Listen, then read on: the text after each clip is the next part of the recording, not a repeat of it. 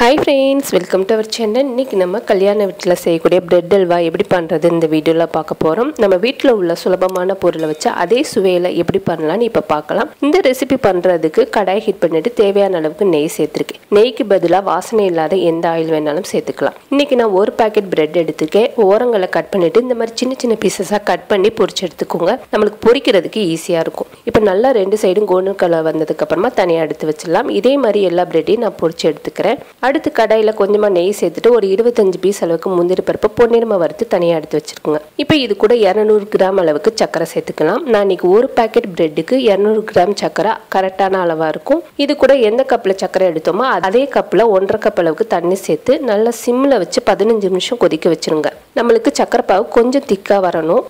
லைட்டா பிசு பதம் வந்ததுக்கு அப்புறமா நம்ம பிரெட்டை சேர்த்துக்கலாம். ஏன்னா தண்ணியா இருந்துச்சுன்னா பிரெட் அல்வா அந்த அளவுக்கு டேஸ்டா இருக்காது. கொஞ்சம் திக்கா இருந்துச்சுன்னா நம்மளுக்கு பிரெட் அல்வா சாப்பிடும்போது நல்ல டேஸ்டா இருக்கும். இது கூட 1 டீஸ்பூன் அளவுக்கு ஏலக்காய் தூள் சேர்த்து நல்லா மிக்ஸ் பண்ணிருங்க.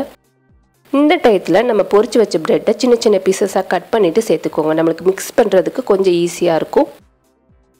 இப்போ நல்லா ஊறி நம்மளுக்கு கட்டி இல்லாம நல்லா மிக்ஸ் பண்ணி எடுத்துக்கோங்க.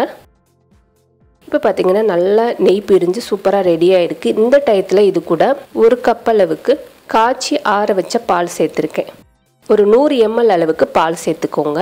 இதை நல்லா மிக்ஸ் பண்ணிக்கலாம். மிக்ஸ் பண்ணதுக்கு அப்புறமா இது கூட வறுத்து வச்ச முந்திரி பருப்பையும் சேர்த்துட்டு நல்லா கலந்து விட்டுருங்க. கலந்ததுக்கு அப்புறமா ஒரு 5 நிமிஷம் நல்லா சிம்மில் வச்சு வேக விடுங்க. அதுக்கப்புறமா இது கூட நீங்கள் விருப்பப்பட்டீங்கன்னா வெள்ளரி விதைகள் சேர்த்துக்கலாம். நல்ல ஓரங்கள்லாம் நெய் பிரிஞ்சு வந்திருக்கு. நம்ம கரண்டியில் எடுத்து போட்டோம்னா கரண்டியில் ஒட்டாத பதம் வரணும். இந்த பதத்துக்கு வந்ததுக்கு அப்புறமா நம்ம இறக்கி வச்சிடலாம்.